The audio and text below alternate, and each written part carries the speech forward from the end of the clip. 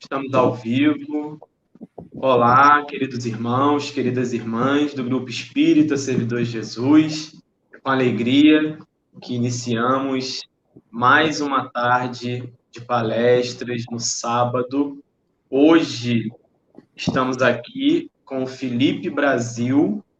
Ele é médium fundador e dirigente do Templo Espiritualista Aruanda. Também está lançando um livro que está até aí atrás dele, vocês podem ver, que é sobre o céu de Aruanda. Então, Felipe, boa tarde, seja bem-vindo. Obrigado por ter aceito o convite. Muito obrigado, Felipe, muito obrigado à Casa Servidores de Jesus, a todos aqueles que estão conosco. Como o Felipe disse, meu nome é Felipe Brasil, eu sou dirigente de Umbanda, médium e dirigente do Templo Espiritualista Aruanda, casa de Umbanda localizada em Maricá, no Rio de Janeiro. E hoje a gente vai falar um pouquinho sobre Umbanda, a manifestação do espírito para a prática da caridade. A Umbanda, ela é uma religião brasileira, e isso é importante a gente sempre demarcar. Surgida em 1908, na cidade de Niterói, através de uma mesa que era conduzida na Federação Espírita, que até então funcionava de forma itinerante no início do século XX, onde um jovem, Zélio Fernandino de Moraes, é levado pela família devido a ter alguns maus súbitos, ora se comportar como velho, tendo paralisia, falando estranhamente. E ao chegar àquela mesa com aqueles senhores, e o espiritismo naquela ocasião possuía uma configuração bem diferente da atualidade, onde a mesa era aberta ao público, e ali você tinha um médium de incorporação, um médium clarividente, que compunham a reunião. E Zélio, ao chegar, ele é convidado a participar daquela mesa, espírita. Ali, Zélio é convidado a se sentar, e logo que ele senta, ele causa um certo alvoroço, ao falar que naquela mesa faltava uma rosa. E ele sai da mesa e vai buscar uma rosa no jardim e coloca lá. Logo na sequência, naquele momento, Zélio Fernandino de Moraes, ele já está mediunizado. Um jovem de 17 anos, o espiritismo recém-chegado ao Brasil, de pessoas com um pouco mais de instrução e pessoas mais velhas, ali estudando a religião, que dava os seus primeiros passos em terras brasileiras. Com isso, uma médium clarividente questiona quem está ali, porque não é mais o jovem Zélio. E ele responde: se queres o nome, me chame de Caboclo das Sete Encruzilhadas. E ela questiona o porquê de Caboclo das Sete Encruzilhadas, uma vez que por trás daquela roupagem fluídica é possível ver restos de vestes clericais. E ele fala, através de Zélio, que o nome dele é Frei Gabriel de Malagrida, em sua última encarnação, vivida em Portugal, onde foi condenado pela Inquisição. Frei Gabriel, ele acabou prevendo o terremoto de Lisboa, seguido por um tsunami que iria acontecer. E a partir daí, já através de Zélio Fernandino de Moraes, o Caboclo das Sete Encruzilhadas começa a se manifestar para fundar até então um culto. Muitas vezes, na literatura, a gente vai encontrar sobre a fundação da religião de Umbanda. E o curioso é que a Umbanda não recebeu esse nome no primeiro dia. Até então, a Umbanda ela é vista em algumas linhagens como uma linhagem do espiritismo, como uma vertente, sendo chamados de espiritismo de mesa e a Umbanda como espiritismo de linha, onde você vai ter caboclos, pretos velhos e demais entidades da egrégora umbandista se manifestando e dando algumas orientações. Felipe, eu esqueci de combinar com você. A gente costuma fazer uma precezinha antes do início, mas foi uma bela introdução que você fez aí ao tema, foi maravilhoso. Vamos só fazer uma prece e aí você continua. Tá bom, querido? Obrigado.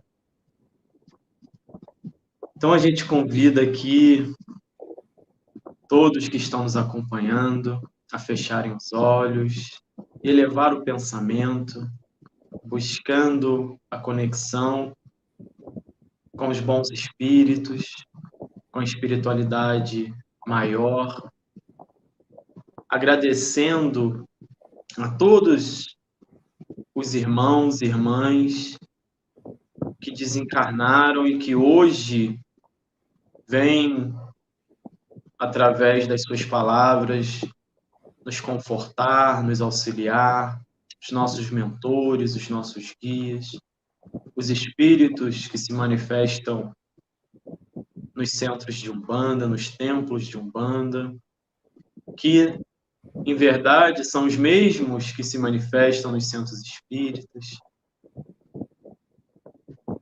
Agradecendo a todos por todo o trabalho de caridade, de amor, e rogando que possam nos amparar no decorrer desse momento, dessa apresentação,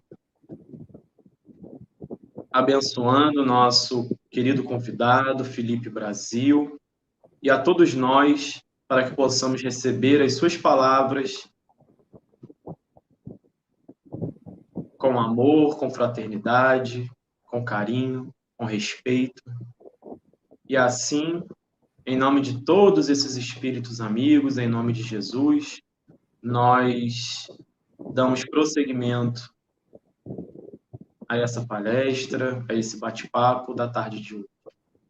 Que assim seja, graças a Deus. Vamos lá, toca aí. Retomando então, pessoal. E a partir daquele momento, Zélio, ele começa, mediunizado com o caboclo das 7 encruzilhadas, a travar um diálogo naquela mesa. E vários médiuns começam a dar passividade, a incorporarem em espíritos de caboclos e pretos velhos.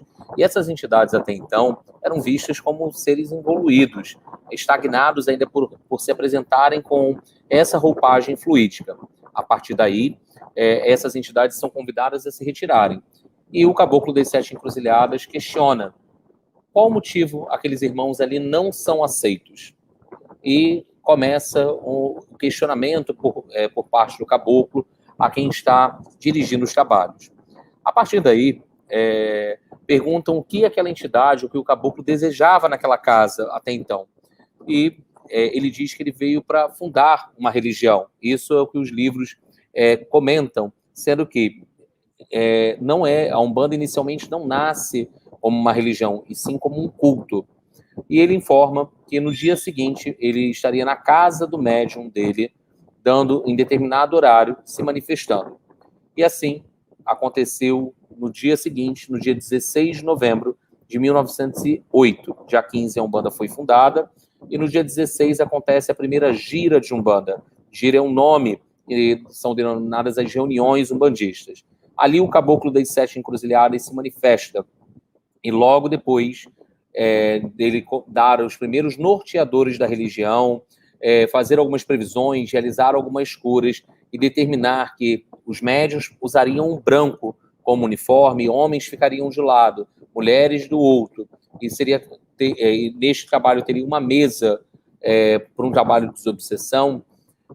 A partir dali, a chegada de Pai Antônio, primeiro preto velho a se manifestar e solicitar o uso de alguns utensílios ritualísticos na religião. A religião de Umbanda é uma religião ritualística. Isso é um fator importante da gente distinguir a Umbanda do Espiritismo. Não existe uma religião melhor do que a outra. Existe, sim, linhagens e aquilo que funciona dentro daquele conjunto de ritos e ritualísticas de uma religião, dentro da liturgia da religião. E com isso, quando nós percebemos a Umbanda em si, nós vamos perceber algumas diferenças, que às vezes as pessoas falam, não, aqui é uma casa espírita, é uma casa de Umbanda. Na Umbanda, a gente vai ter o uso do uniforme branco, a gente vai ter o uso de palmas, de cantos, de pontos cantados, entidades se manifestando, estabelecendo um processo de comunicação, de atendimento espiritual. Numa casa de Umbanda, se trabalha para a caridade. Uma vez questionado sobre o que significava Umbanda quando foi dado esse nome em si para a religião, o caboclo definiu que a Umbanda é a manifestação do espírito para a prática da caridade. Com isso, nós compreendemos que a Umbanda ela vem e ela tem o objetivo teológico de auxiliar na conexão com o sagrado, com o divino.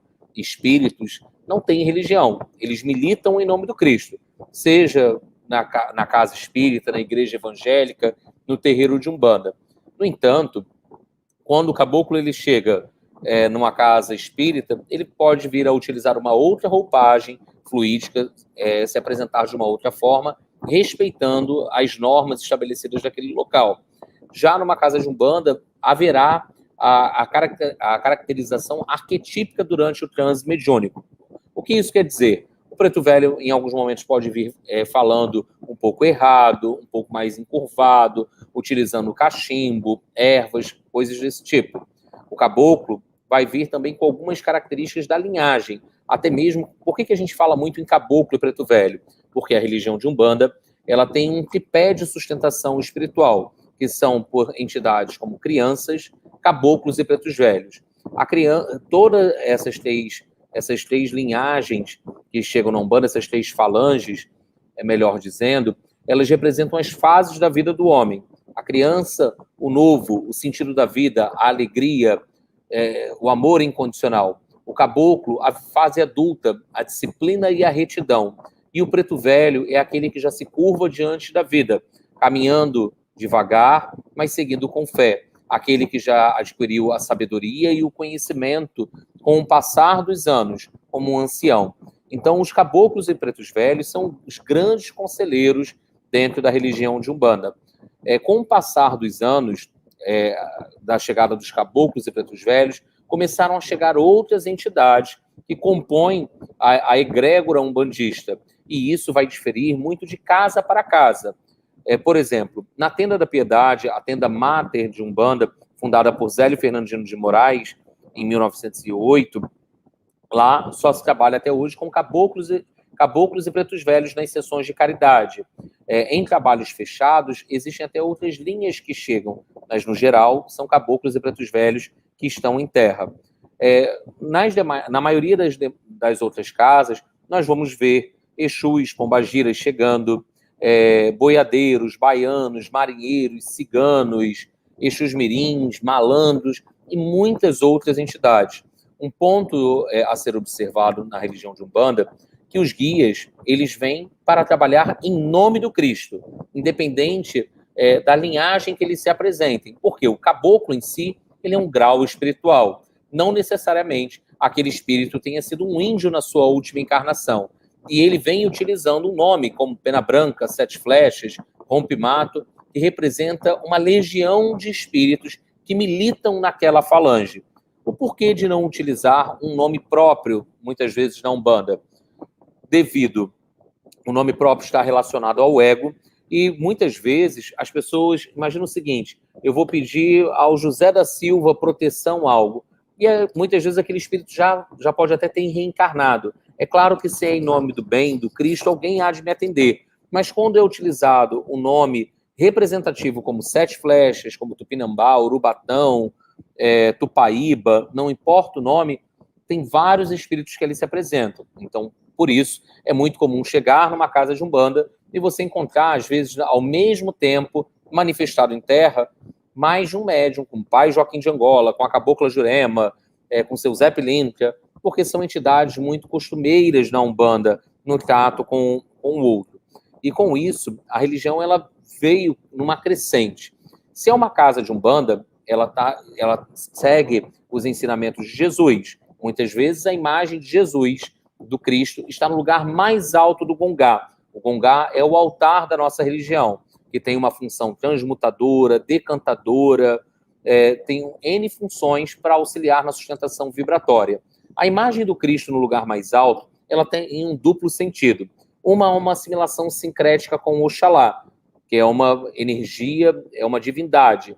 E temos também a representação de Jesus Cristo, como grande avatar e governador planetário. Os médiuns de Umbanda, muitas vezes, chegam diante do Gongá e batem a sua cabeça, batendo no Gongá ou no solo, simbolizando que eles estão se entregando de corpo e alma, alinhados aos propósitos crísticos daquele que está no lugar mais alto daquele Gongá, e de todas as forças geradoras e congregadoras daquela casa, daquela corrente, daquela instituição.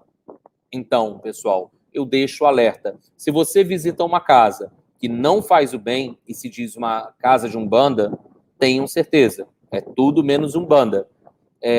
Se essa casa não trabalha para a caridade, não é Umbanda, porque esses são Essa é a base de sustentação da nossa religião. Muitas vezes as pessoas se apropriam indevidamente do nome Umbanda para alguma outra prática. Trabalho espiritual, como já diria o grande Emmanuel, mentor de Chico Xavier, requer disciplina, disciplina, disciplina. Trabalho espiritual tem objetivo, hora para começar, hora para terminar. As sessões de Umbanda muitas vezes são chamadas de sessão de caridade. Como uma sessão de caridade, se é caridade, como que vai ser cobrado por algo? Para falar com uma entidade, com um guia, esse guia não cobra para vir à Terra. Então, isso é um ponto importante das pessoas notarem e terem esse conhecimento. Um outro aspecto que é muito gera uma questão dúbia na religião de Umbanda é a presença de Exu e Pombagira, que foram espíritos que viveram na Terra e hoje trabalham, como nós chamamos, à esquerda do Pai. Os guardiões, Exu e Pombagira, eles trabalham muitas vezes como se fosse uma tropa de choque no terreiro. São sentinelas, são atalaias, que não só trabalham nos terreiros de Umbanda, mas também firmam todo o perímetro no entorno do terreiro. Nas casas espíritas, nós compreendemos que eles estão nas igrejas evangélicas, nas igrejas católicas, nos templos defendendo e impossibilitando a entrada de espíritos, de turbas de espíritos galhofeiros, arruaceiros, ou também chamados de quiumbas, que venham para destituir aquele trabalho no bem. Então, eles trabalham nesse aspecto, no aspecto da caridade. Os Exus e Pombagiras, muitas vezes, vivenciam em regiões umbralinas, mas não pela falta de luz ou pela condição espiritual, mas no resgate de espíritos, trazendo orientações, desmanchando feitiçarias, e eles trabalham sob a égide dos caboclos e dos pretos velhos, que são os grandes orientadores da nossa religião. Então, Umbanda, você chegar num terreiro de Umbanda, ver um preto velho, você vai ser acolhido. As entidades, elas não perguntam o que você está fazendo ali ou qual a sua religião. Elas simplesmente acolhem você indistintamente. E isso é importante de se ver dentro de uma casa de Umbanda. Os guias, eles vão acolher, eles vão orientar, respeitando sempre o livre-arbítrio. Porque foi a única coisa que nós nascemos dotados ao longo da nossa trajetória nesta encarnação.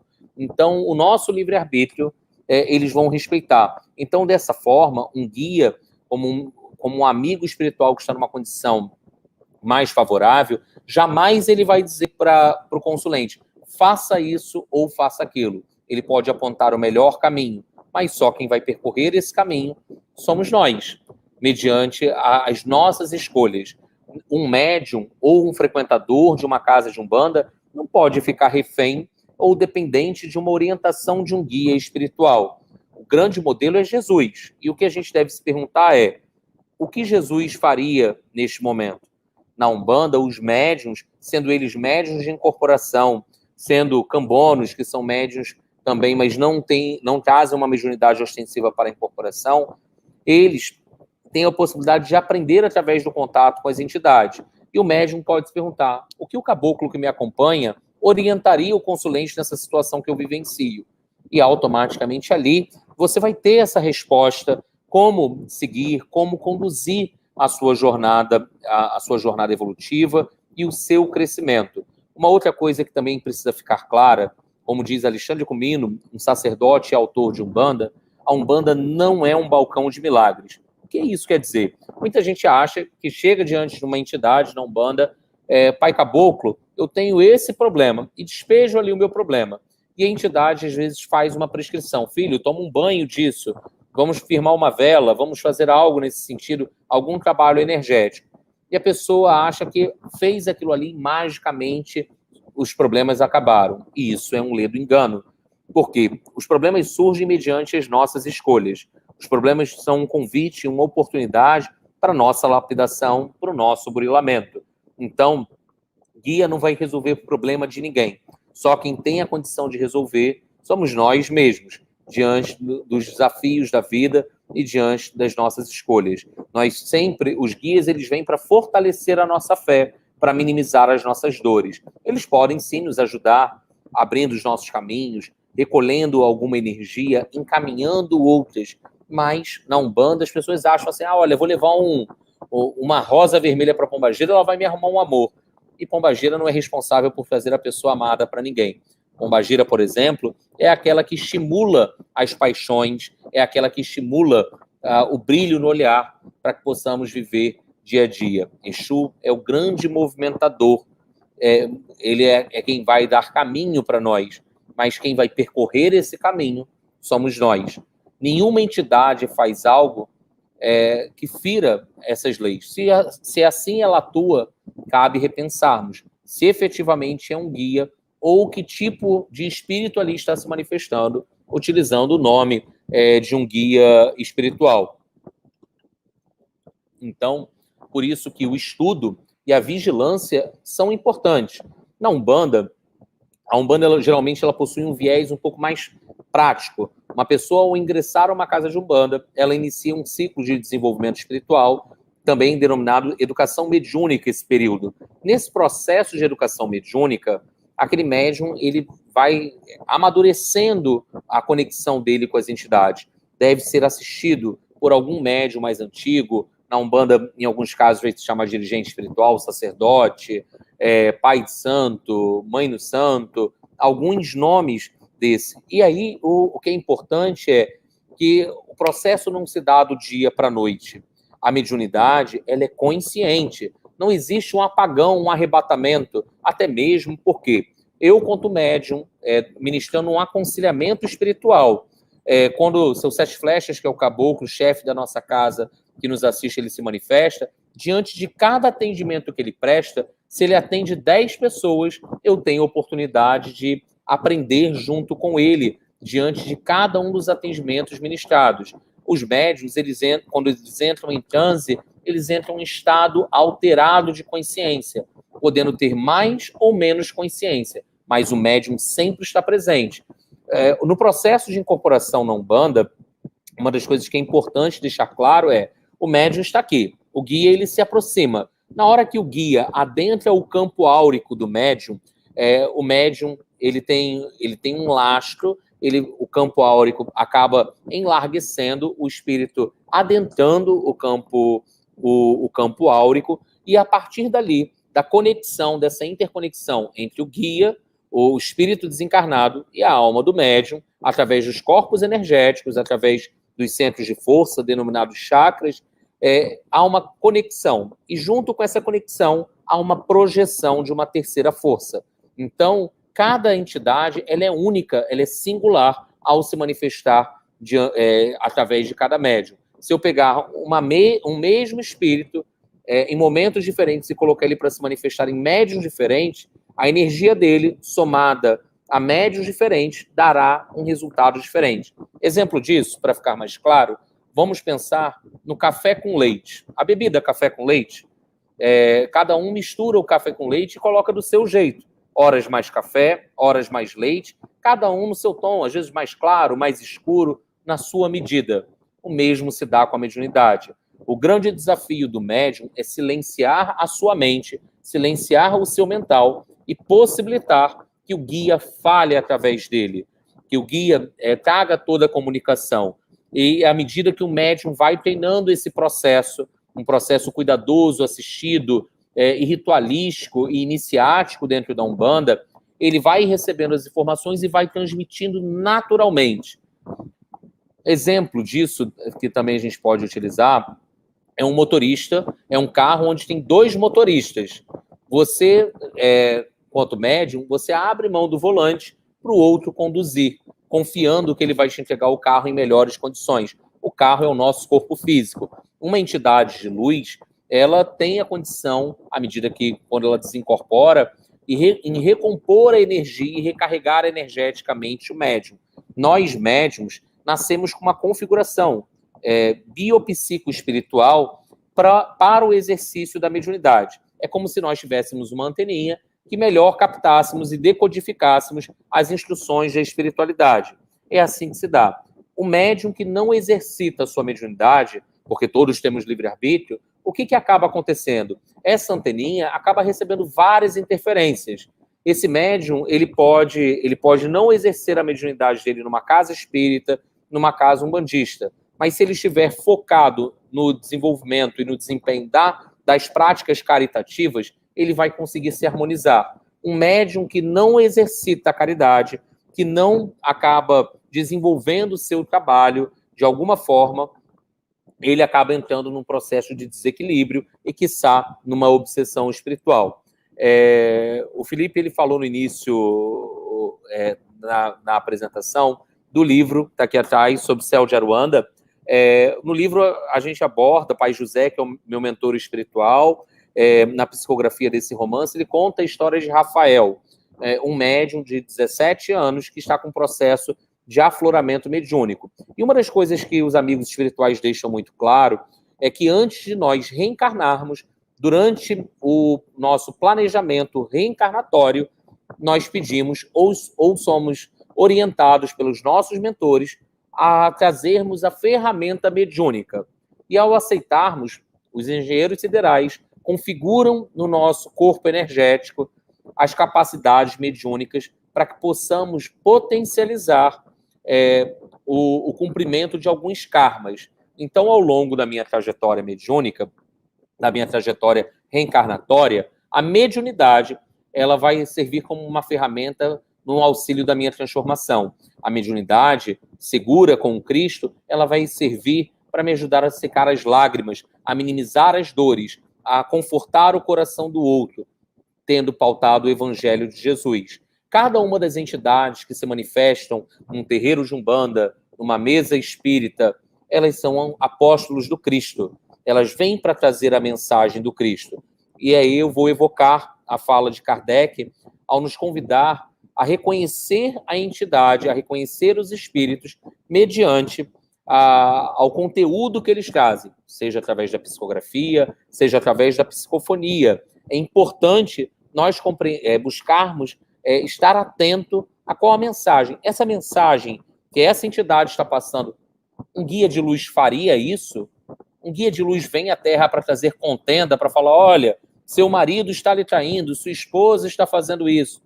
Isso não é papel, é um papel, isso é de uma tamanha pequenez que não cabe à espiritualidade maior. Os guias, no geral, eles têm outras ocupações, que é um outro engano dos médios ao acharem assim, olha, os meus guias sempre estão por perto. Eles têm mais o que fazer. Né? Lá, a cidade espiritual, onde o agrupamento de espíritos ligados à Umbanda tem uma conexão, é a colônia espiritual de Aruanda. E lá, os espíritos trabalham noite e dia incansavelmente. E tudo, eles sempre falam que se dá diante do nosso merecimento. Então, médium, é bom a gente acordar e pensar o seguinte, doença não dá em poste, problema todos nós vamos ter, senão não estaríamos encarnados num plano de provas e expiações. Senão, quiçá, seríamos médiuns.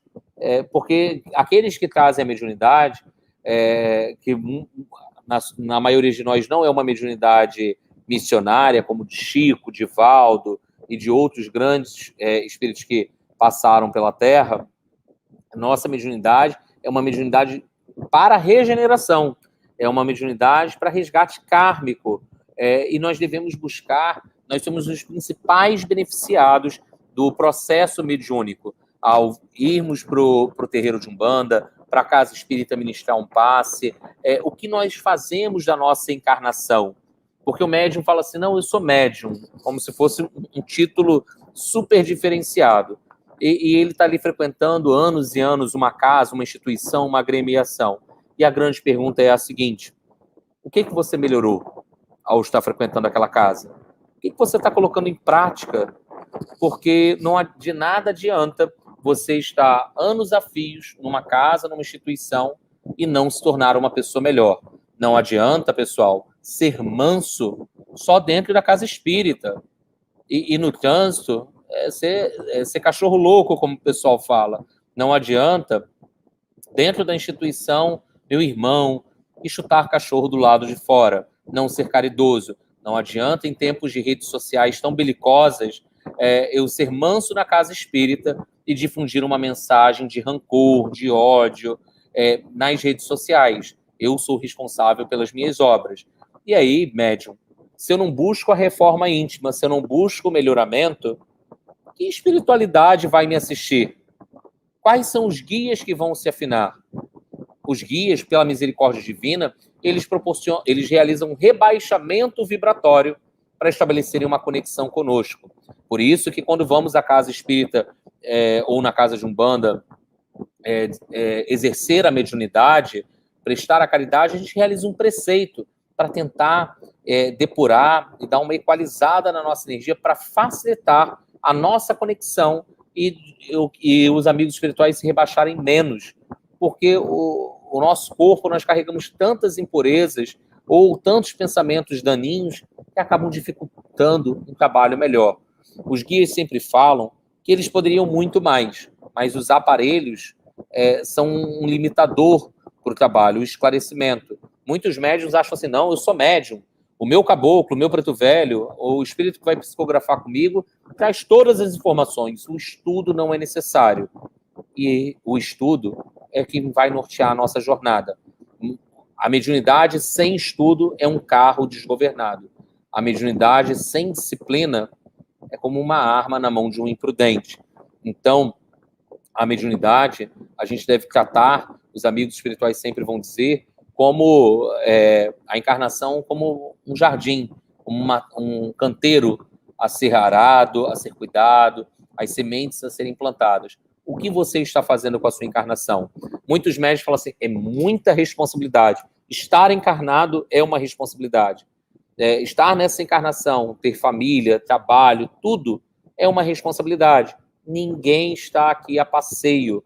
Ninguém veio nessa encarnação a passeio. Estou aqui, não, só para o Netflix, só para... vou doar aqui algum valor, vou doar 1 quilo de alimento. É até uma forma de ajudar. Mas se você não está fazendo nada e a encarnação está passando, qual foi o seu legado? O que você fez? Como que você vai ser lembrado? E o médium, ele tem que ser lembrado pelo trabalho silencioso que ele faz. Porque não importa, a Umbanda, quando ela nos convida a vestir o branco, a cor de Pai Oxalá, na verdade, está além de um uniforme esse significado do vestido branco. Está a vestir os valores de paz, ética, transparência, verdade. São fatores que nós somos convidados diariamente a vestir o branco, tendo esses valores internamente. São valores difíceis. Ética, nos tempos atuais, é praticamente um valor que vem sendo uma agulha no palheiro encontrar. Mas diariamente a gente deve buscar um pouquinho se tornar melhor, fazer o nosso balanço de consequências diário, refletir na nossa oração antes de dormir, ao acordar. O que eu estou fazendo com a minha encarnação? Eu estou feliz? É isso que eu quero para a minha vida? Nos dias de hoje, que as redes sociais, ao mesmo tempo, distanciam e aproximam, tendo seu fator negativo, mas também tendo positivo, como nós estamos aqui agora refletindo, aprendendo, trocando. O que acaba acontecendo nesse cenário? As pessoas, elas acreditam que só vir aqui na internet, assistir um vídeo, eu estou fazendo a minha parte. Sendo que a nossa vida está muito além disso. O aprimoramento, ele é constante na nossa encarnação. Nós vamos, às vezes, 1 vez por semana à casa espírita, quando não arrumamos uma desculpa para faltar, ou só queremos ir à reunião mediúnica, porque fazer faxina no terreiro, na casa espírita, isso não é para mim, né? Eu tenho um grau de instrução um pouco melhor, e as pessoas acham que isso é desnecessário. Né? Deixa eu ler aqui uma pergunta que o Felipe colocou para mim. O pai do Rafael no livro não faz o mal, mas também não faz o bem, perdendo a encarnação. A Carla Inácio, um beijo para Carla, ela coloca isso sobre o pai do Rafael no livro, que ele está vivendo a passeio, né? Ele não faz o mal a ninguém, também não faz o bem a ninguém. E o que ele faz? E a pergunta é o que nós estamos fazendo na nossa vida, da nossa encarnação. O momento é agora, somos trabalhadores da última hora, devemos buscar, devemos abraçar as oportunidades que nos são concedidas e fazer no agora aquilo que é possível. Então, refletir é importante. O Felipe está de volta aí conosco. Tá sem som, Felipe. Abri aí o áudio. Perdão. Eu não posso falar que você é meu xará, porque você é Felipe e eu sou Felipe. Né? Mas é quase igual, né? Bem, Quase bem igual. próximo. Vou falar que é xará. Você falou muita coisa em pouco tempo, né? Nossa, foi poder de síntese aí fantástico. A gente tem um monte de pergunta aqui. Vamos Deixa, fazer. deixa eu subir aqui, vir lá do início. Pessoal, agradeço pelas perguntas. A gente vai começar a ler e responder na medida do possível. Mas qualquer coisa também, aqueles que quiserem trocar e aprender um pouco mais sobre Umbanda, todas as segundas-feiras eu estou no canal do Templo Espiritualista Aruanda, num quadro chamado Diálogos sobre Umbanda, onde eu recebo um estudioso, um sacerdote, um escritor, e a gente troca ali sobre informações sobre a religião. Na próxima segunda eu vou estar falando sobre o segredo das ervas na Umbanda, a temática com o convidado. Muito bom, Felipe. Daqui a pouco fala mais um pouquinho sobre o seu livro, onde a gente pode adquirir. Sim. Bem, o livro está aqui, a capa dele. O livro é sobre o céu de Aruanda.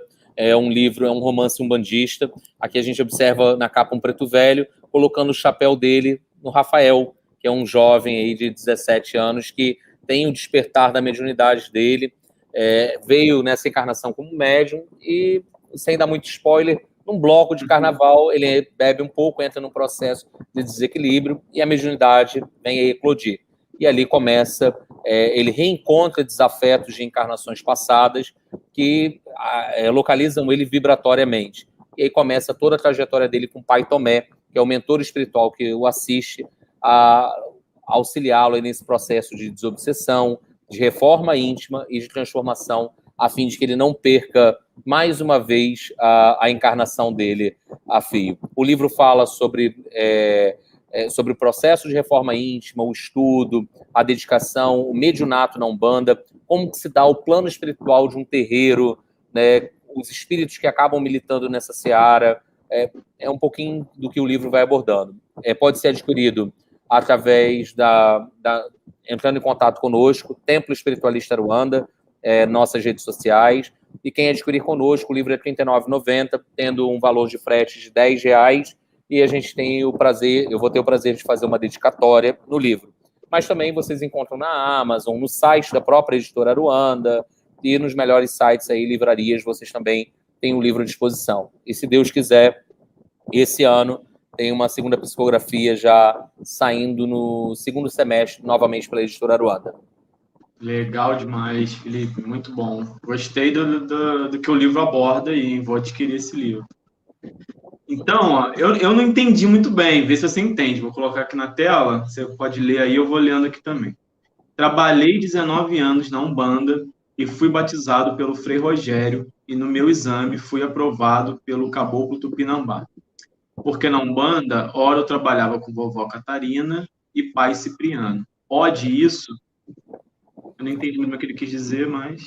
Vamos tentar aí. Né? Assim, na Umbanda também se manifestam freis, irmãs de caridade, são denominados a falange de Semiromba, chefiada por São Francisco de Assis. Essas entidades trabalham muito na irradiação, cura, e principalmente na organização interna dos templos. Nós temos os Exus e Pombagiras que trabalham como guardiões do externo, e esses antigos sacerdotes, além de, em alguns momentos, se manifestarem, como Frei Rogério, Frei Fabrício, Frei Miguel e muitos outros, eles acabam auxiliando. Ali ele fala que, o irmão fala ali que ele foi aprovado por determinado caboclo em alguma prova de fogo, e isso possibilitou que ele trabalhasse horas, possivelmente ou com aconselhamento espiritual ou numa linha de paz com pretos velhos como Pai Cipriano e Vovó Catarina. É possível. O médium muitas vezes carrega mais de uma entidade, a família espiritual é extensa. Independente do nome do preto velho ou do nome do guia, nós geramos muito apego, carinho, como Pai Joaquim, Pai José, Pai João, não importa. Mas já aconteceu situações comigo, meu irmão, de eu chamar, fazer uma oração, chamar Pai José para vir para um trabalho, e um outro espírito se manifestar e falar: Pai José está em missão no momento, quem vai conduzir sou eu daqui por diante. Porque não importa se é Pai José ou Pai João, o que importa é o trabalho em nome do Cristo. Muito bem. A Helena Oliveira, ela pergunta o seguinte: um guia pode alterar sua aparência para servir em ambientes diferentes, tipo um centro kardecista e um centro de Umbanda? Irmã, pode. A roupagem fluídica pode ser alterada. Vamos supor, Pai José, ele diz, Pai José é meu mentor espiritual. Seus 7 flechas é o guia que chefia, nós chamamos da coroa de santo. Ele faz a gestão de todas as entidades que trabalham comigo e ele me chefia na Umbanda.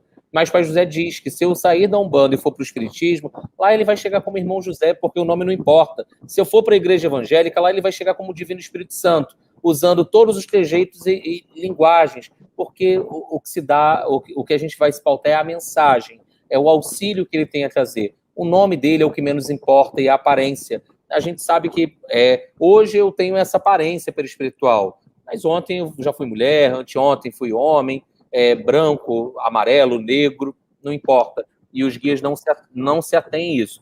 Visto o caboclo das 7 encruzilhadas, que começou se manifestando ali como um frei, ora se mostrava como um índio, e o que importava efetivamente era a caridade prestada por aquela entidade de luz. Vou até complementar aqui sua resposta. É um fato que circula, pelo menos na nossa casa, né, que eu conheço já de bastante tempo, que o doutor Bezerra de Menezes, que talvez muitos aqui conheçam, que é um trabalhador que foi espírita, né, desencarnou início, do século XX, né, uma vida dedicada ali muito aos mais carentes e tudo mais. Ele era médico, né? Terminou a vida pobre de tanto que ele doou seus bens, doou seu trabalho como médico. E um espírito que a gente considera como um espírito de muita luz, que ele atua na Umbanda como um preto velho, né? Totalmente ali descaracterizado, vamos dizer assim, né? Que no espiritismo ele é o Bezerra de Menezes, né? E lá na Umbanda ele vai como um pai ali, né? É um preto velho e faz o bem em tudo quanto é lugar, como você falou, né? Deve ir na igreja católica, deve ir na igreja evangélica, deve rodar tudo que é lugar, porque o que importa é a caridade, é o bem, é o amor, a fraternidade, né? Com certeza, assim, os nomes são só para uma organização nossa. Na espiritualidade, hierarquia, porque aqui a gente é um pouco anárquico, né? Se não tiver ordem, quem é a liderança, a gente tem um pouco de impetuosidade em seguir regra. E aí os guias vão se manifestar dessa forma. No livro sobre Céu de Aruanda, fala até muitas vezes dos guias, quando vão incorporar, mudarem a roupagem fluídica para, às vezes, para uma melhor aceitação do médium e entendimento. Imagina o seguinte, a gente fala do arquétipo, Felipe, do preto velho. Todo mundo já pensa em alguém sentado ali no banquinho, estalando o dedo, fumando cachimbo. E aí você chega, tá lá Bezerra de Menezes sentado, a pessoa vai falar, mentira, deve ser um mistificador, um obsessor. A gente tende a julgar, porque a gente já tem esse arquétipo. Arquétipo é aquela coisa assim, pessoal. Se eu falar o seguinte, pensa numa mãe. Todo mundo talvez mentaliza uma mãe, uma mulher com um carrinho, com um bebê. A gente traz essa figura na nossa psique. O mesmo se dá com as entidades. Então, a aparência é o que menos importa, os guias se adaptam ao atual momento do médium, ao nível de consciência e esclarecimento que ele carrega. Por isso que o estudo é importante. Isso aí. Lá nos servidores, o vice-presidente, né, eu estava até comentando em off aqui com o Felipe, que é o Oswaldo, ele já fez várias apresentações aqui com a gente, e ele incorpora o pai Joaquim de Angola, que é o mentor do Grupo Espírito Servidor de Jesus. Né? Para quem está nos assistindo, eu estou vendo que tem muita gente aqui que não é normal, né, nesse horário de palestra, e provavelmente deve ser convidados seus que estão aí, né? Então, primeiramente, eu saúdo a todos aí, sejam bem-vindos. E a nossa casa, o Servidor de Jesus, ele é espírita com uma influência da Umbanda bem forte, né? Então, a gente quase pode dizer que é espiritualista, mas por uma série de motivos acabou se denominando espírita. E o vice-presidente, que trabalha com o mentor da casa, que é o pai Joaquim de Angola, ele mesmo comenta várias vezes da própria evolução, vamos dizer assim, que provavelmente foi pessoal dele, não da entidade em si, que com o tempo ele começou fumando, eu não tenho certeza, mas acho que o preto velho fuma vezes cachimbo. Cachimbo, né?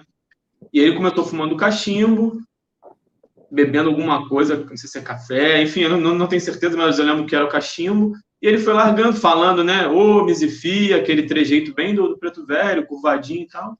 E hoje, faz um tempo que eu não me consulto, mas se alguém falasse como está com o pai Joaquim, a pessoa entra nessa desconfiança que você falou, porque parece que é um médium puro ali. Não tem trejeito nenhum, fala normalmente, não é curvado, não fuma nada, não bebe nada, né? Então é interessante isso, né? Quer dizer, isso significa que ele é melhor, né? O pai Joaquim lá do Servidor de Jesus é melhor que lá do Templo de Aruanda. Não, é o médium, né? Que por algum motivo levou a se apresentar aquela entidade dessa forma, né?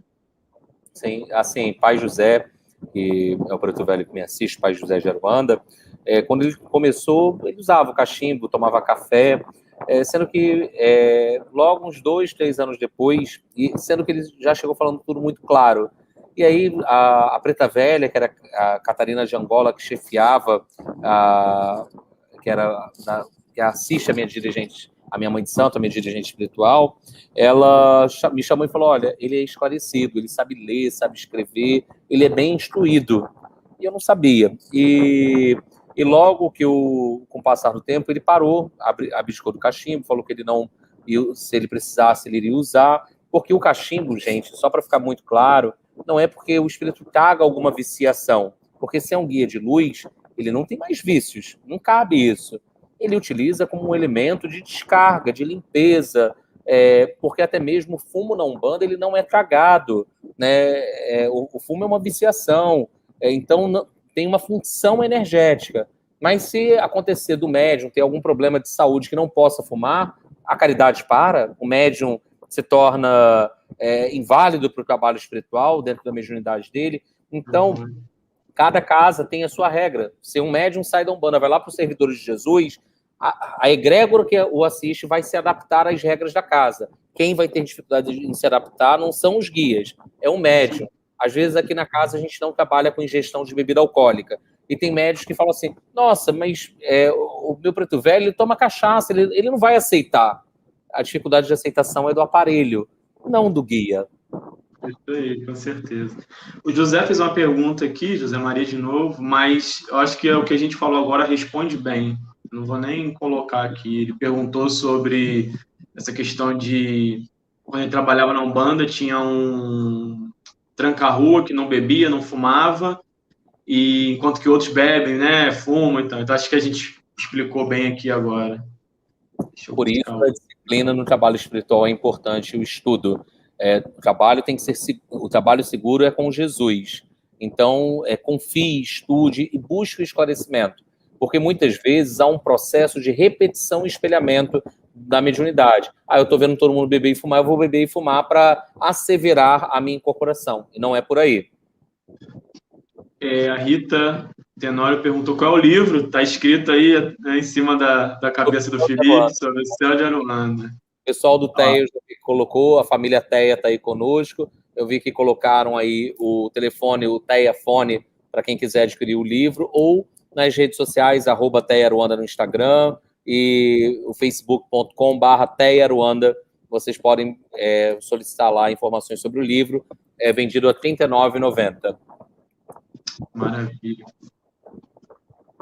A Regina Maria Noller, Regina é lá do Servidor de Jesus, ela perguntou assim, eu gostaria de saber a idade ideal para se iniciar na Umbanda. Estou com uma pré-adolescente pedindo muito para começar, mas ela só fala em frequentar a Umbanda, sem nunca ter sido influenciada.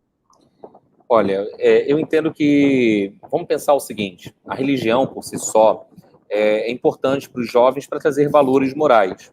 A Umbanda é uma religião da família, assim como qualquer outra religião. Eu iniciei o meu mediunato aos 12 anos, e com 15 anos eu era médium já de linha de consulta com o pai José, com seus 7 flechas.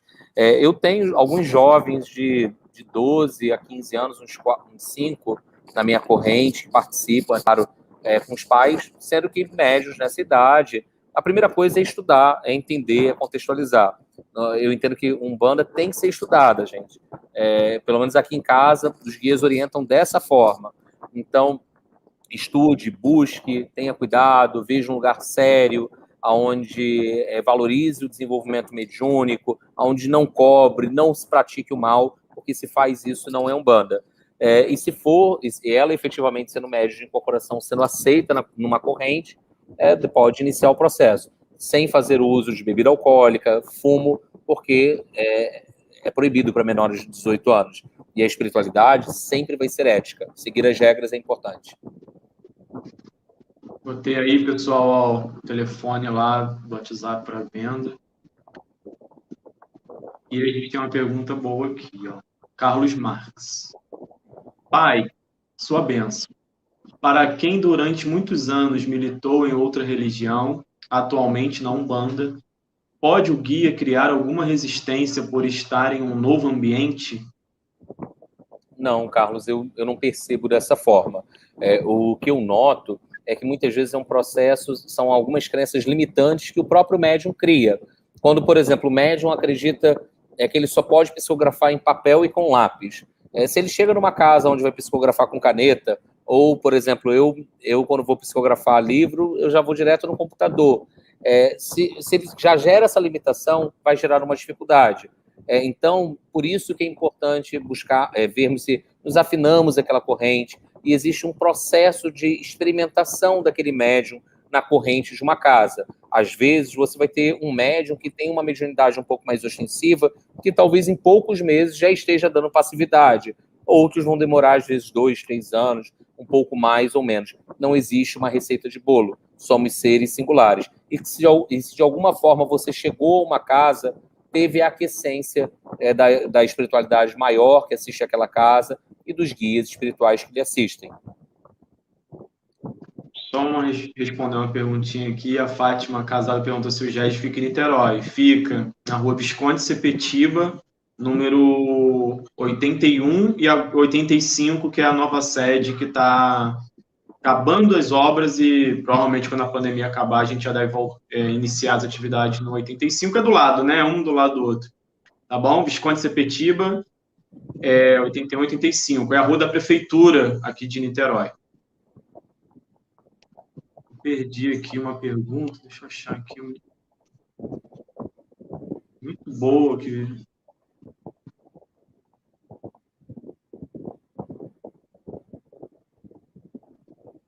Puxa, eu estava aqui agora. Da faixa etária da Carla e Inácio? Não, é engraçado. Vou respondendo essa aqui, então, enquanto você... Vou botar essa aqui, eu vou vendo a outra.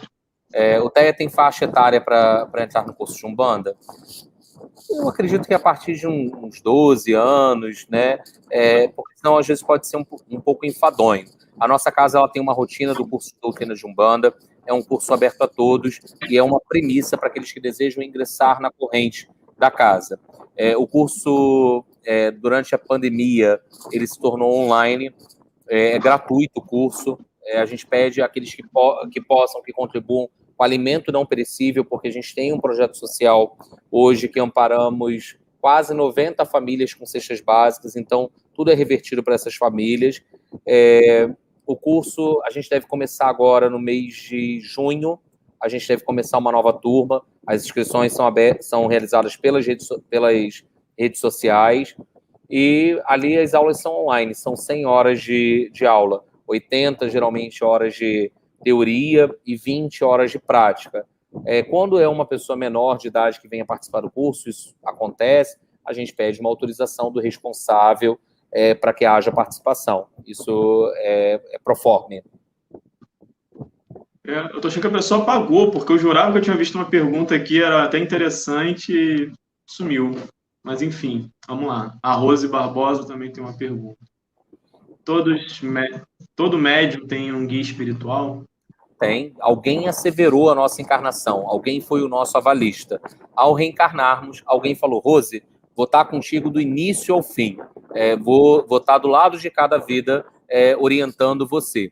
É claro que, ao longo da nossa jornada, se você reencarna com o aspecto da mediunidade a ser desenvolvida, com uma mediunidade mais ostensiva, podem vir amigos espirituais convidados por esse mentor ou mediante ao que foi planejado para a sua encarnação. Mas deixa eu só frisar uma coisa, gente. Planejamento reencarnatório é mais ou menos assim. Vamos pensar um livro da vida? O livro vem apenas com o título de cada capítulo. Quem escreve somos nós. Então, por conta do nosso livre-arbítrio. Eu posso ter vindo lá no capítulo da minha vida espiritual para desempenhar uma função quanto médium numa casa. Mas eu escolhi ser ateu.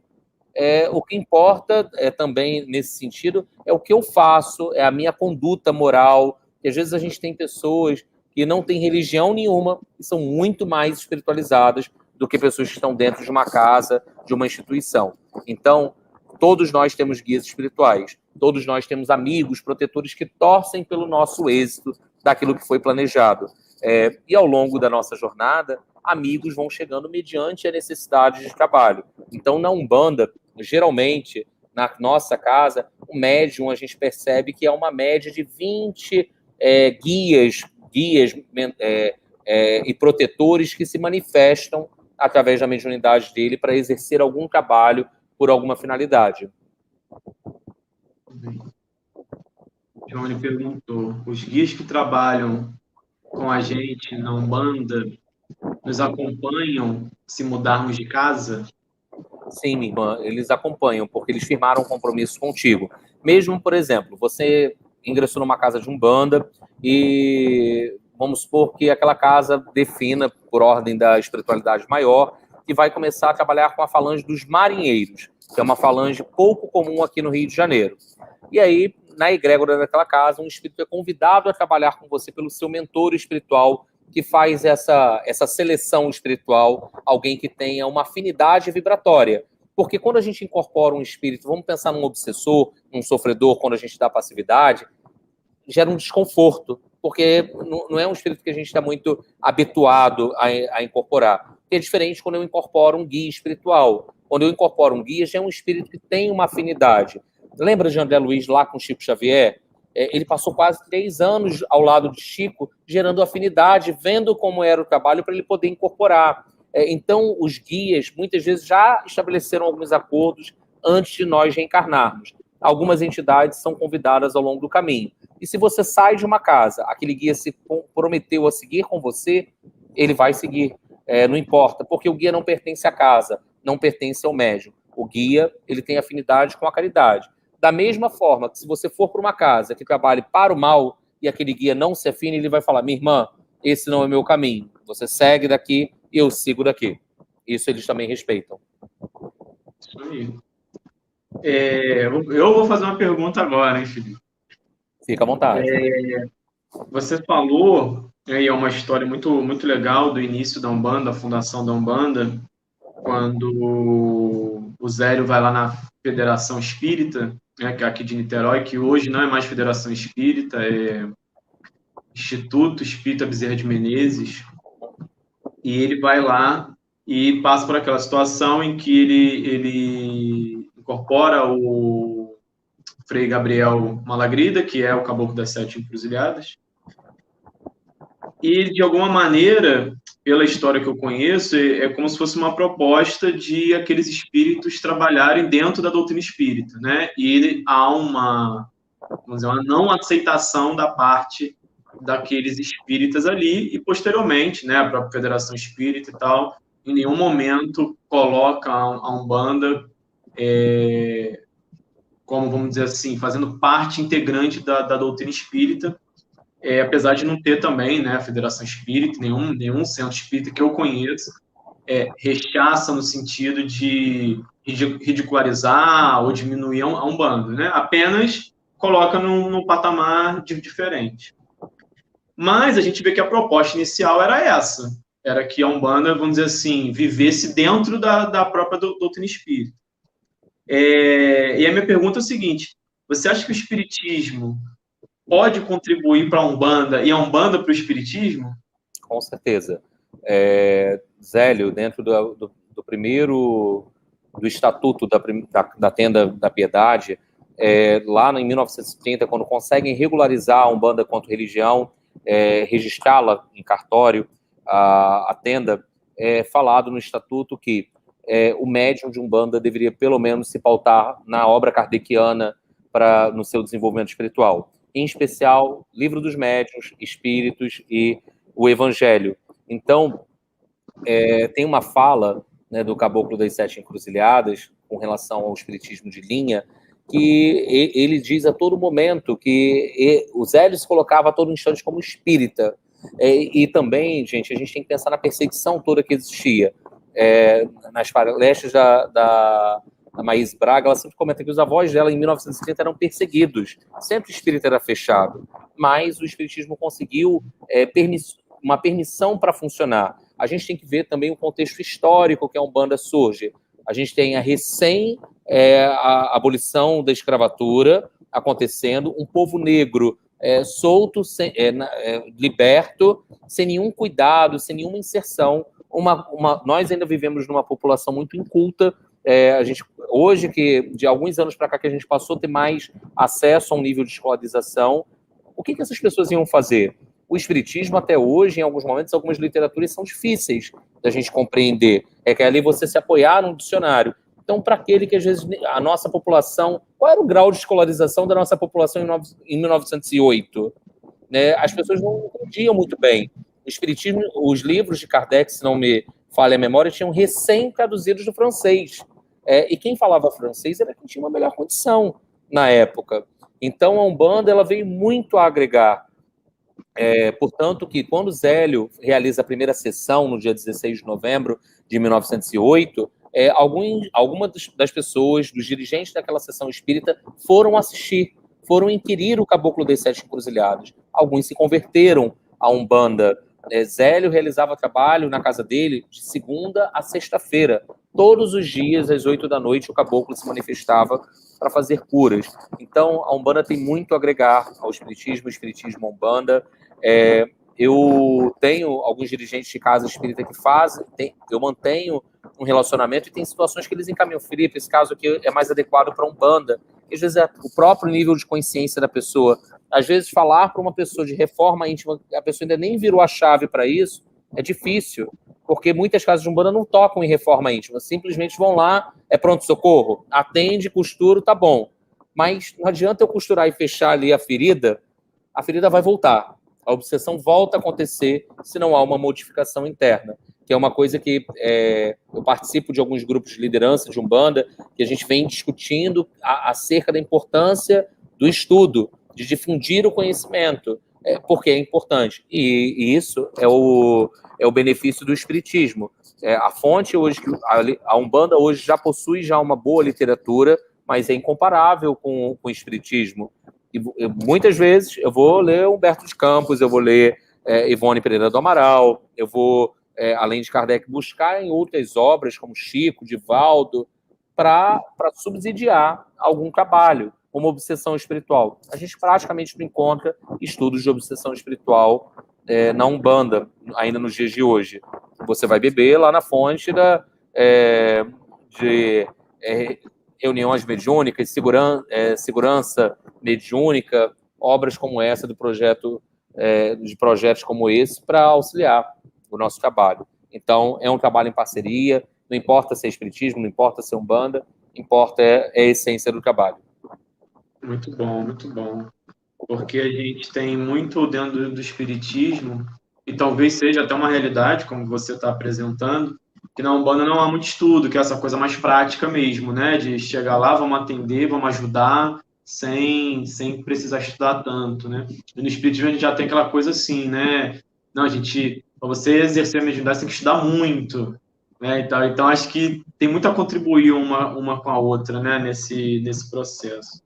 É legal você falar isso, Felipe, porque muita gente, às vezes, quando nós dizemos aqui na casa, olha, é uma premissa fazer o curso de médiuns, é uma premissa estudar. Se você não está a fim de estudar, procura uma casa que não tem estudo, porque nós entendemos que é importante. Então, eu brinco que vira e mexe, eu dou prova aos médios de avaliação de conhecimento.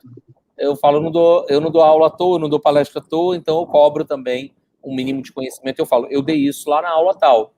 Volta, lê o material, dá mais atenção ao estudo que é importante. Que só o fenômeno se torna vazio. Isso aí. Bom, tô vendo que o pessoal está perguntando a beça aqui. A Carla acabou de fazer uma pergunta. A palestra vai ficar gravada aqui no canal do GES. Se o Felipe quiser depois baixar e subir no canal dele, fica totalmente à vontade também, tá, Felipe? Mas vai ficar gravada aqui no canal do Grupo Espírito Servidor de Jesus. Eu vou emendar com uma pergunta na outra, tá, pessoal? A gente até passou do tempo. Você está com tempo, Felipe? Tranquilo, vamos lá. A gente explode um pouquinho o tempo. Eu ouvi falar já também, dentro do meio espírita, que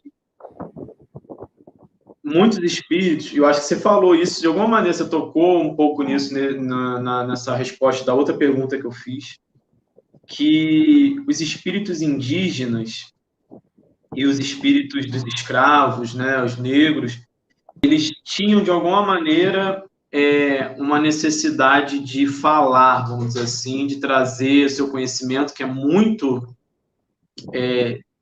nobre e diverso do conhecimento, vamos dizer assim, ocidental tradicional, que é cura por ervas, né? Essa coisa com a natureza, que normalmente dentro do intelecto, da ciência, não tem muito isso, né? E aí surgiu, vamos dizer assim, a Umbanda. Você tem essa visão de que foi por conta da necessidade desses espíritos de falar, ou pelo que você mesmo falou agora há pouco, de que foi, na verdade, ao contrário, né? O próprio povo brasileiro, dentro da sua dificuldade de estudo e tudo mais, teve a necessidade de ter contato com espíritos mais simples e tudo mais, ou um pouquinho de cada um? O que você pensa sobre isso? Eu acredito, Felipe, que seja um mix. Por quê? Porque olha o derramamento de sangue que aconteceu na pátria do Evangelho. Quantas pessoas nós escravizamos aqui? Nós temos um resgate, a Umbanda nos convida a um resgate cultural com o povo negro e com os índios. E aí, as principais entidades que se manifestam são esses ancestrais. É um resgate da cultura. Porque muita gente, às vezes, que tem preconceito racial, intolerância racial, se ajoelha ao pé de um preto velho ali de forma desprovida de preconceito. Esquece que ali por trás está um espírito manifestado, que não necessariamente é preto e não necessariamente é velho, mas o nome dessa falange é a falange preto velho. É a mesma coisa os índios. Ali quando a gente tem os caboclos, que são os filhos da terra, ali se manifestando, trazendo uma orientação. E a gente tem que lembrar também, no contexto sócio-histórico e cultural que a Umbanda emerge, 1908. Quantos médicos existiam nessa época? A espiritualidade ela precisava se popularizar. No espiritismo, a gente tinha ali, principalmente, nesse processo inicial de difusão, o fenômeno acontecendo. A gente vai ter no espiritismo Peixotinho, Chico Xavier, grandes médiuns fortalecendo a fé. Prescrições de Bezerra de Menezes através de vários médiuns acontecendo. Na Umbanda, a gente vai ter o Preto Velho ali rezando, às vezes uma coisa simples, espinhela caído, cobreiro, mal olhado, dando um passe, porque imagina eu falar para uma pessoa que não tinha conhecimento, olha, o que é passe? Vamos falar do magnetismo, que é um assunto super denso, que o pessoal às vezes vai para o curso de magnetismo e dorme. Para que eu tenho que saber de passe longitudinal, de passe de harmonização, né, dispersivo? Para que isso? Eu falo para o médium, se você estuda hoje, né, você consegue dar base ao que a entidade está fazendo entender. Ele para a mão ali diante de um chakra, de um centro de força que está obstruído, a malha energética está desgastada. Então, eu entendo que muito também se deu do momento cultural. Os espíritos, muitas vezes, se apresentam com uma roupagem simplória de um preto velho, às vezes utilizando uma roupa bem simples, mas ali por trás está um espírito de tamanha grandeza, de tamanha luz. Nem todo pai Joaquim de Angola é um espírito de alta envergadura espiritual, porque quantos Filipes existem e cada um é de um jeito. Então, todo espírito que chega como pai Joaquim de Angola é um luminar? Não necessariamente. Pode ser que um que esteja já há muito tempo militando naquela seara, sim, mas outro que está começando hoje não tem aquela mesma experiência. Então, isso também é uma coisa que é bom ficar demarcada. Sim, e você já meio que respondeu essa pergunta aqui, ó. Podemos ter guias mais ou menos evoluídos, tipo temos algum guia que irá evoluir junto com a nossa evolução, que esteja na mesma faixa evolutiva que a nossa? Não na mesma, mas próxima, um pouquinho mais, porque ele já está numa outra dimensão. Ele já passou pela experiência da encarnação, ele sabe como que é. E ele, para ele estar se manifestando, ele já está um tempo desencarnado e ele já conhece, ele teve uma outorga para se manifestar através da sua mediunidade, através dos verdadeiros mentores. O Caboclo das Sete Encruzilhadas nos disse o seguinte: com aqueles que souberem mais, nós aprenderemos. Com aqueles que souberem menos, nós ensinaremos. Então, a ninguém será virado as costas. Todos terão oportunidade. A Umbanda vai dar voz a esses espíritos. Então, quando a gente chega num centro espírita Tupiara e você vê lá um trabalho de cura gigantesco acontecendo, né? O Tupiara é um caboclo, né? E olha quantos espíritos da falange médica se manifestam ali. Né? Tem um espírito da falange médica que se manifesta, que chefia a nossa casa, que é o caboclo, ele dá o nome de caboclo Curumataí da Serra, que é o nome que ele dá. E quando ele vai fazer a cirurgia espiritual, muitas vezes eu estou mediunizado, e quando olho, é um homem ruivo que está ali, de jaleco, dando o nome, e ele chega, ele não é o nome que ele quer se apresentar, e a gente respeita dessa forma, porque tudo tem uma razão de ser. Então, isso é muito importante. Se aquela entidade está chegando, tem um propósito. Ela não incorporou ao Léo. Ela antes você foi reapresentado a ela no astral, foi conversado, foi informado o propósito. Seu mentor mediou isso para que isso pudesse acontecer. Isso aí. É um processo, né? Não vem do nada assim, né? Olha, eu tenho mais uma pergunta para te fazer. E o José tem uma. Acho que eu vou fazer primeiro, você fecha respondendo a do José, que não surgiram muito mais perguntas e também a gente está explodindo o tempo aqui. Há também, dentro do meio espírita em geral, e eu acredito que não só do meio espírita, né, no meio da sociedade em geral, há uma confusão muito grande entre Umbanda e Candomblé. Você pode falar um pouco para a gente sobre isso? Posso sim. Vamos lá. Tanto Umbanda como o Candomblé são religiões brasileiras. São religiões co-irmã, como a Umbanda é co-irmã do Espiritismo. O que há em comum entre essas religiões? Todas trabalham com um fator mediúnico. A Umbanda, por si só, como você distingue uma casa de Umbanda de uma casa do culto de nação? O Candomblé, como que ele surge no Brasil? Os negros trazidos de África, né? E quando a gente fala em África, é que nem para o estrangeiro que fala assim, Brasil. Acha que Rio de Janeiro é a mesma coisa que Bahia. O Brasil é continental como a África. Cada negro que foi trazido nos negreiros para cá, eles falavam um dialeto, eles pertenciam a uma nação. Então, quando você tinha ali o povo de Irê, que era o povo que fazia culto a Ogum, um povo que tinha um culto, fazia um culto banto aos orixás, e você já falava do povo lá da região de Daomé, onde fazia culto, tinha uma outra linguagem, fazia um culto a Xangô, ou eram já uma linhagem dos vuduns, ou em Angola, que se cultuava em 15, e traz todo esse povo num único navio, e estrategicamente era necessário colocar negros falando dialetos diferentes dentro da mesma senzala para não se ter um levante de motim deles reunidos. Você enfraquecia a cultura, você desqualificava uma série de coisas. Então o Candomblé ele começa a surgir nas senzalas, um culto à ancestralidade. Tudo foi adaptado. Olha a nossa fauna e flora versus a fauna e flora africana. É distinto. Então o Candomblé é brasileiro, que busca uma raiz africana, tem uma ancestralidade africana muito forte. Dentro de uma casa de Candomblé, basicamente, você tem um culto ao orixá. Você não vai ver, no geral, um caboclo se manifestando, um preto velho se manifestando.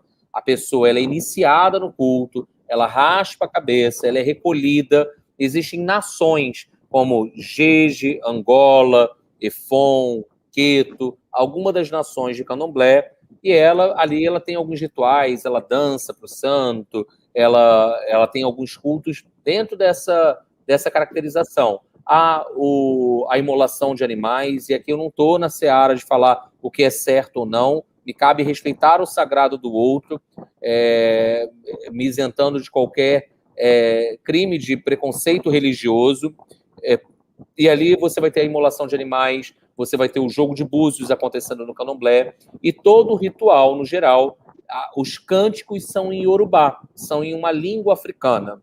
Na Umbanda, no geral, você vai ter caboclo preto velho, Exu pombagira, boiadeiro, entidades em terra. Você se consultando com essas entidades, coisas que, no geral, não acontecem através da manifestação de orixá no culto de nação. A Umbanda, ela ela tem influências do candomblé, ela tem, através do povo negro, ela tem influência do catolicismo, da pagelança cabocla, mas ela é uma religião à parte.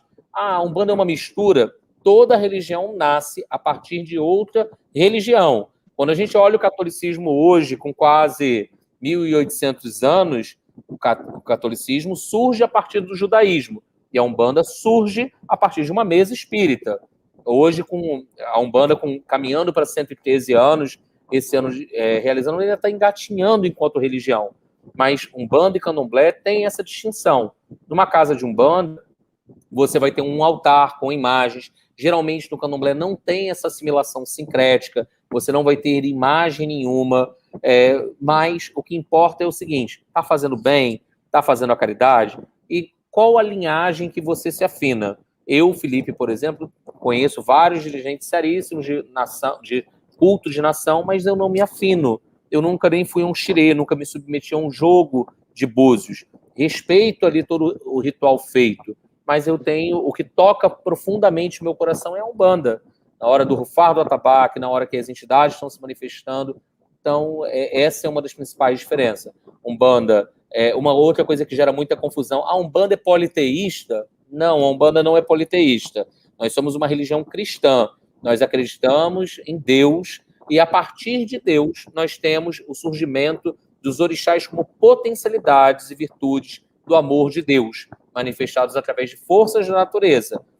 O candomblé, existe linhagens que acreditam no politeísmo e outras no monoteísmo dentro do candomblé, que é uma outra discussão. Mas a Umbanda, a gente entende que eu não trabalho, ninguém incorpora Deus, ninguém incorpora Jesus, ninguém incorpora Oxalá, Oxum, Yansan, Nanã, seja lá o nome do orixá. Nós incorporamos enviados, falangeiros que trabalham enfeixados na vibração, trazendo uma característica daquela linha que ele segue para uma finalidade de trabalho. Então, a Umbanda e o Candomblé têm várias diferenças nesse sentido. A Umbanda usa fios de conta, o Candomblé também. A Umbanda tem alguns cultos como o Candomblé, como casamento, rito fúnebre, batizado, mas a Umbanda, por exemplo, não tem uma feitura de raspar a cabeça. Tem casas de Umbanda que fazem imolação de animais, porque são umbandas mais africanistas, que nem tem casas espíritas, pessoal, que são um pouco mais ortodoxas, ali dentro da linha teológica que elas seguem. Outras são mais abertas ali a um outro viés, a permitir outros tipos de estudos, né? Um ramatiz, que às vezes não é aceito, ou a chegada de caboclos e pretos velhos. Isso vai diferir de casa para casa, mas sempre vamos buscar a essência. Faz o bem, faz a caridade, me incentiva a ser uma pessoa melhor. É o lugar onde eu me sinto pertencente, é onde eu estou disposto a ingressar para auxiliar, porque trabalho no bem nunca falta. Falta é trabalhador. Isso aí, Felipe. Muito, muito bem, muito boa resposta. E eu acho lindo, assim, eu acho fantástico como que no Brasil a gente tem uma série de crenças, de religiões, e que, não vou dizer que não existe um preconceito, né, religioso, um fanatismo religioso, existe sim, mas como que no mais a gente convive bem com tudo isso, né? Tem as religiões cristãs em geral, né, católico, protestante, né? Tem espírita, tem umbanda, tem candomblé, tem budista, tem judeu, tem islã, tem tudo aqui no Brasil, e de certa forma, né, a gente tem casos aí de fanatismos religiosos, mas de certa forma a gente convive em harmonia com tudo isso, né, e cada um na sua, como você falou, fazendo bem, ajudando o próximo, ajudando a si mesmo, né? Você falou uma coisa no início que eu achei muito bonita, muito interessante, que é que a religião de Umbanda, ela busca a conexão com o sagrado, né, com essa centelha vamos dizer assim, de luz, né, que vive dentro de cada um de nós. E Kardec tem uma frase que ele fala, não lembro exatamente com as palavras dele, mas ele diz mais ou menos assim, né, que a religião boa, a religião que é boa, é aquela que faz com que o seu membro, o seu integrante, se transforme em melhor, né? Se transforme em uma pessoa melhor. Então, não importa qual que é essa, né? Não importa se é espírita, se é umbanda, se é candomblé, se é católico, se é protestante, se é ateu até, às vezes, né? O importante é a gente estar buscando a ética, o amor, a fraternidade, né? A boa convivência com todos. É isso mesmo. Bom, vamos lá. Eu nem estou vendo os comentários para baixo, que eu segurei aqui uma pergunta. Eu nem sei se tem mais pergunta, mas vamos tentar fechar com essa. O José Maria, ele é lá do GES. José, um abraço, querido. Novamente, ele pergunta aqui, ó. Pai Felipe, eu hoje estudo e participo do trabalho de passe. Com a pandemia, sem poder ir ao GES, já está fechado, né, já há algum tempo. Às vezes, sinto a presença dos guias e preto velho. Como agir? Fico assustado. Olha, meu irmão, eles estão próximos, protegendo você, guiando, falando, meu filho, olha, eu estou aqui, às vezes até para a gente não se sentir tão sozinho, mas o lugar adequado sempre da gente trabalhar é na casa espírita, é no terreiro de Umbanda, um lugar preparado para aquela finalidade. Então, eles entendem, os guias melhores do que nós, os amigos espirituais, sabem desse momento que estamos atravessando. A grande pergunta é, o que a gente está fazendo? A gente está aproveitando de forma adequada esse momento para buscar o aprimoramento, a nossa transformação? Quantos se descobriram ansiosos, panicosos, que não sabiam, que não conseguiam ficar em casa? Quantos de nós descobrimos que a nossa companhia não é tão agradável assim? Então, a vida está nos fazendo um convite coletivo à transformação, e os guias estão ao nosso lado. Os amigos espirituais, logo no início da pandemia, nós fechamos a nossa casa em março do ano passado. Nós tínhamos atividades todos os sábados, quartas-feiras e as terças. Nós retomamos só a atividade de terça-feira, que já funcionava de forma pré-agendada, um aconselhamento com caboclo e preto velho a cada semana e com todos os protocolos de biossegurança. Os amigos espirituais disseram que seriam 2 anos difíceis, desafiadores de serem atravessados. E a gente está vendo aí que a gente está entrando numa terceira onda do Covid, muita gente imprudente, muita gente não acreditando, questionando acerca da vacina e faltando empatia no trato com o outro. E será, como que é a minha conduta social nesse momento, com o coletivo? Eu preciso ser espírita, espiritualista, umbandista, dentro e fora da casa. E os guias sempre vão estar conosco. Mesmo que eu esteja no caminho errado, os guias vão estar conosco, talvez mais afastados, olhando, me dando espaço e respeitando o meu livre-arbítrio. Isso aí. Não sei se esse foi o sentido da pergunta que ele fez, mas acho que vale a pena você comentar um pouco sobre essa questão de incorporar em casa, né, ou dar essa passividade ao espírito em casa, se isso é bom, se é ruim. Eu aqui vou falar o que eu oriento aos médiuns, que hoje o nosso agrupamento mediúnico tem 120 médiuns. O que eu recomendo? Não, porque mediunidade é um santo ofício, requer supervisão, requer cuidado, requer disciplina e atenção a todo momento. Nós, médiuns, muitas vezes, na baixa energética da nossa casa, eu posso, às vezes, na minha imprudência, achar que eu estou incorporando o caboclo que me assiste, e é um obsessor, se passando por ele, porque espíritos mistificadores estão aí aos montes. E obsessor, se até Cristo foi tentado e obsediado lá no deserto, tentaram Cristo, por que eu aqui em Maricá, o Felipe em Niterói, não vai acontecer isso? Então, muito cuidado. Eu sei que o telefone toca de lá para cá, mas os gays sabem o momento certo. Então, eu não recomendo o trabalho espiritual em casa. Mas, entre o que eu estou falando e aquele que assiste você, que dirige você espiritualmente, questione o seu dirigente. Se ele der o aval, se ele dá o aval para isso, é porque ele deve entender que você tem maturidade mediúnica e já uma vivência que tenha condições e não vai fazer isso de uma forma imprudente. Não vou chamar aqui o preto velho só para tirar uma dúvida, uma curiosidade. os guias têm mais o que fazer. Trabalho espiritual é coisa séria para gente séria, já dizia o Caboclo Mirim. Isso aí, muito bem. É a orientação que também a gente dá no servidor de Jesus, né?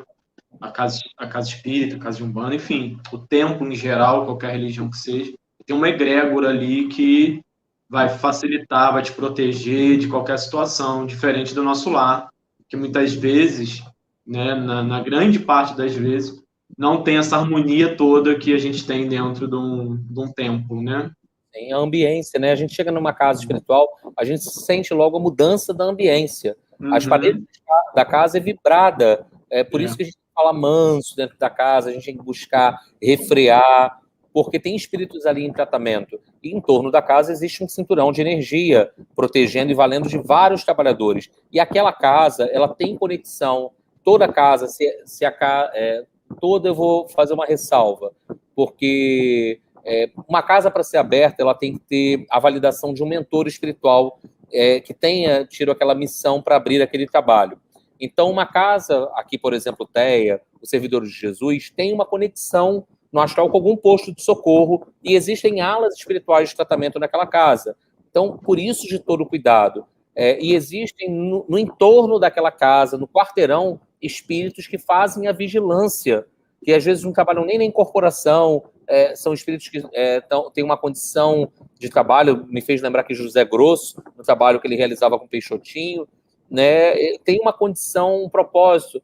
Na nossa casa não tem todo esse resguardo. Um guia, se houver uma necessidade, ele vai vir, mas ele vai fazer um trabalho rápido e vai embora. É um propósito de socorro muito pontual, mas o médium tornar disso uma rotina. São portas para a obsessão, não só para você, mas para aqueles que moram ali contigo. Verdade. A Rosana perguntou aqui, o culto do lar não seria uma opção nesse momento? Né? No Espiritismo, a gente faz muito culto do lar, né? Que é uma reunião familiar em casa, onde a gente lê alguma obra, enfim, né? Evangélica ali, e há uma discussão, um debate, preces, né? Nós recomendamos fortemente o culto do Evangelho no Lar. Mãe Rosana é dirigente do Tula, aqui no Rio de Janeiro, uma dirigente espiritual de Umbanda. Eu recomendo o culto do Evangelho no Lar. Convide a família, aquele momento de congraçamento. Vamos ler ali uma passagem do Evangelho, um livro de página edificante como Vinha de Luz, como Pão Nosso. Naquele momento, os mentores vão estar ali. No caso de quem é um bandista, canta um ponto naquele momento, ritualiza de alguma forma, mas cantar o ponto não necessariamente é incorporar. Então, o ponto cantado é um mantra. Não é porque eu cantei o ponto que o guia vai baixar, vai se manifestar. E assim, faça o culto no lar. Eu tenho a rotina, eu faço o meu todo domingo, e é uma rotina. Ajuda na ambiência, ajuda a recolher energias, a renovar. Todos nós somos beneficiados, não só nós, moradores daquela casa, até os vizinhos. Ali, o pessoal da rua acaba sendo beneficiado e a espiritualidade daquele local também. Você quer explicar como se faz esse culto? Vou deixar aí para você. Pode falar. Bom, dentro do Espiritismo, que eu acho que não tem diferença nenhuma para Umbanda, a gente busca estudar uma obra evangélica. Normalmente se usa o livro O Evangelho segundo o Espiritismo, de Allan Kardec, onde Allan Kardec vai comentar algumas passagens evangélicas à luz do Espiritismo, mas nós, no Servidor de Jesus, tem lugar que bota regra, né? É o Evangelho segundo o Espiritismo. No Servidor de Jesus, a gente não faz essa regra, pode ser qualquer livro, né? A gente aqui em casa gosta muito de estudar os livros de André Luiz, por exemplo, no Culto do Lar, né? Abrindo com os livros de páginas do Emmanuel, né? Que o Felipe comentou, Pão Nosso, Vinha de Luz, Caminho, Verdade e Vida. Tem um livro muito bom também para fazer essa abertura do Culto do Lar, que é o do Carlos Torres Pastorino, chamado Minutos de Sabedoria, uma página bem curtinha, uma orientação bem direta. Após essa abertura inicial, uma leitura de página, a gente faz uma prece, pega esse livro com uma pegada mais evangélica para ler, a gente lê comentando com a família, né? Participa quem tiver a fim de participar, né? Às vezes a gente acaba obrigando as pessoas, isso também não é muito legal. Participa ali a família, os filhos, marido, esposa, mãe, pai, enfim. E ao fazer essa leitura, a gente vai comentando, normalmente as impressões de cada um, quem se sentir à vontade para comentar. No final, a gente faz novamente mais uma prece, e aí, normalmente, essa prece final, a gente costuma agradecer e pedir pela família, pelo bem-estar da família, pela vizinhança, como o Felipe bem colocou, né, por aquela rua, aquele bairro, aquela cidade, né, enfim. E aí vai de cada um ali essa prece final, normalmente uma duração de meia hora, tem gente que vai mais, uma hora, né? Então, normalmente, minimamente uma meia horinha ali, e semanalmente, acho que isso é importante comentar, no mínimo uma vez na semana, com dia e hora marcado, né?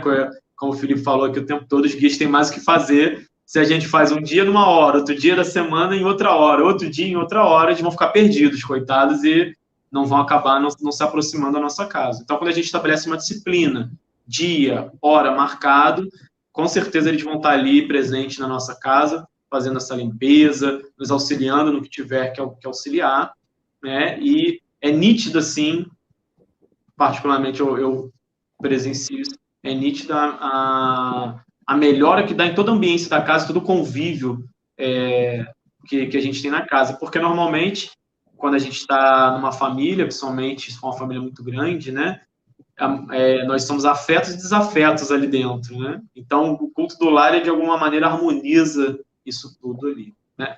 Quer complementar, Felipe? Fica à vontade. Dentro, assim, é bem similar que a gente faz.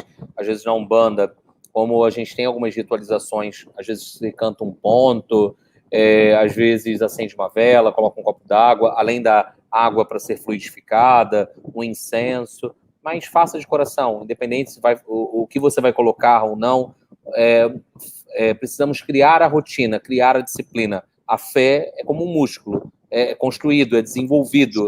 Nós precisamos exercitar. E, principalmente, para quem, às vezes, tem filhos, você ensina o valor da oração, o debate, a reflexão, em tornar seres pensantes também. O conhecimento sempre é libertador. Com certeza. Bom, então é isso. Acho que a gente já explodiu aqui o tempo, né? Então a gente vai encerrando por aqui. Eu quero agradecer primeiramente a você, Felipe, pela disposição de estar aqui, né, fazendo esses esclarecimentos que eu vejo como primordiais para o nosso entendimento e para a nossa empatia, para a nossa libertação de todo preconceito em relação à religião, né? O ser humano, em geral, a gente tem muitas ideias cristalizadas em relação a tudo, e principalmente a religião, né? Onde a gente se apega demais aos valores ali de uma religião X, Y, Z e quer entrar em guerra com as outras, né? Isso é muito comum. A gente estuda um filósofo chamado Pietro Baldi e ele comenta bastante sobre esse separatismo religioso. E você vê aqui, esclareceu demais a gente para essa universalidade, vamos dizer assim, de todas as religiões, que todas têm a sua importância, todas, desde que estejam fazendo bem, o amor, a caridade, a fraternidade, tem a sua missão ali, né, espiritual, dentro da do grande governador espiritual, né, da missão do governador espiritual, que é o Cristo, que quer o bem de todos aqui no planeta. Né? Então, eu te agradeço muito por esse momento, por essa oportunidade. Espero que seja a primeira de muitas oportunidades aí que a gente vai ter ao longo da vida. E quero agradecer também a todos que estão nos acompanhando aqui. Né? Peço perdão para a gente ter estourado um pouco o tempo, mas é que o tema, né, tava muito empolgante e a gente pediu aí essa permissão à espiritualidade da gente passar meia horinha. Então, eu agradeço a todos que vieram aqui, os amigos dos servidores, os amigos do TEA, que eu fiquei, confesso que eu fiquei na dúvida ali, o TEA, até depois que eu fui me ligar que era o tema espiritual. Mas eu agradeço demais a todos que vieram aqui presenciar esse momento. Quem está vindo depois também, gravado, compartilhem essa palestra para que ela possa alcançar o máximo possível de pessoas, e combater aí todo esse preconceito com a Umbanda e com todas as religiões. Enfim, obrigado, Felipe. Suas considerações finais aí para a gente fechar. Eu só tenho a agradecer pela oportunidade, ao Grupo Espírita Servidores de Jesus, ao convite, ao Felipe pela receptividade, a todos que participaram, trocando informações, que possamos sempre expandir o conhecimento e a caridade. Agradeço a alguns amigos aí de outras casas que eu já vi, o Templo Estrela do Oriente aí conosco, a Tula também conosco, e a família Teia, a família Servidores de Jesus aqui, e a todos aqueles que participaram. Para aqueles que quiserem conhecer um pouco mais do nosso trabalho, nós temos lá as nossas redes sociais, Templo Espiritualista Aruanda, vocês encontram, toda semana tem vídeos que são lançados explicando um pouco sobre Umbanda, também temos as nossas lives, e toda segunda-feira o diálogo sobre Umbanda acontecendo. Nossa casa é uma casa que a gente vai começar um estudo agora. Eu vi alguém perguntando se nós temos estudo. Sim, a gente vai começar a estudar agora a obra Legião, no próximo dia 5, se não me falha a memória, a gente vai divulgar. A gente se dedica sempre a estudar, porque Umbanda precisa ser estudada. Umbanda, a gente precisa sair, quebrar o paradigma que na Umbanda não se estuda. Isso se aconteceu, ficou para o passado. Estamos num novo momento. Agradeço a todos vocês, muitíssimo obrigado e até a próxima, pessoal. Tchau, tchau a todos. Até a próxima. Tchau.